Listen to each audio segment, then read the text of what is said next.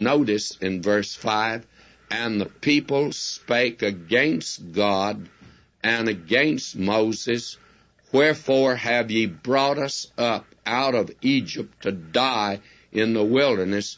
For there is no bread, neither is there any water, and our soul loatheth this light bread. Now, this is the eighth and the last murmuring of the children of Israel, and they're murmuring again about the manna. You will recall the mixed multitude were the ones that kept them before from accepting the manna.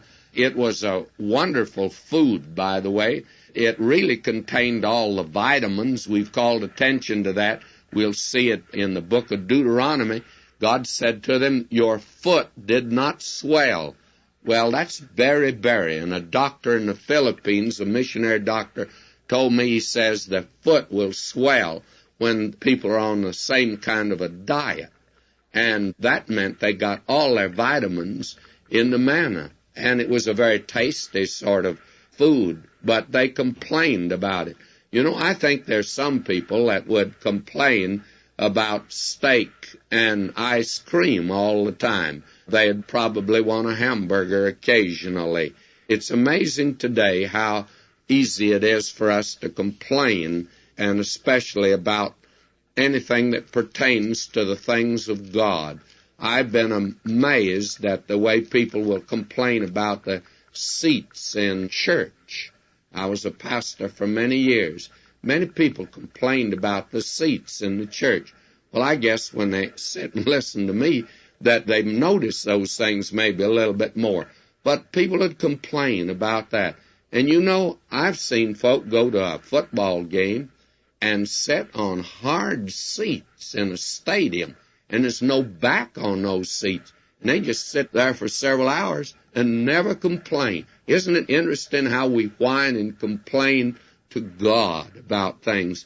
And how many times do we thank Him and rejoice in His goodness to us? Well, these people are complaining. And I think, frankly, by this time the Lord is getting just a little tired of all their murmuring. And they're saying here that their soul just hates that manna. They don't like it. And they say, why did you bring us here in the wilderness to die? My, how they're complaining. The Lord's tired of it now, and He's going to judge them for that. Verse 6, and the Lord sent fiery serpents among the people, and they bit the people, and much people of Israel died. Therefore the people came to Moses and said, we have sinned. It's brought home to them now that they are sinners, and that's the way you have to begin with God. The letter today, it's such a remarkable letter, and the party is beginning with God as a sinner. They're out taking this alcoholic anonymous bit, and they're an alcoholic, and God's brought them a long ways because they've turned now to Him. They're not sure whether they're born again. In fact, they don't think that they are, but they at least have begun with God as a sinner. And that's the problem with so many folk today. They want to begin with God as a church member or as a nice little girl or boy. But friends, the only way that God will begin with us is as sinners. You see, Christ died for sinners, and He loved sinners. And if you can't come in under that category, then Christ is not for you. He came for sinners. And if you can begin here, as these people now are ready to do, we've sinned, for we've spoken against the Lord and against thee. Pray unto the Lord that He take away the serpents from us.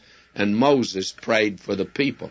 Now they're going to have to evidence faith, because they haven't any good works. They can promise God, we're going to be good little boys and girls, and that's not going to do a bit of good because they won't be that. But they can believe God, and God's going to let them come to Him by faith.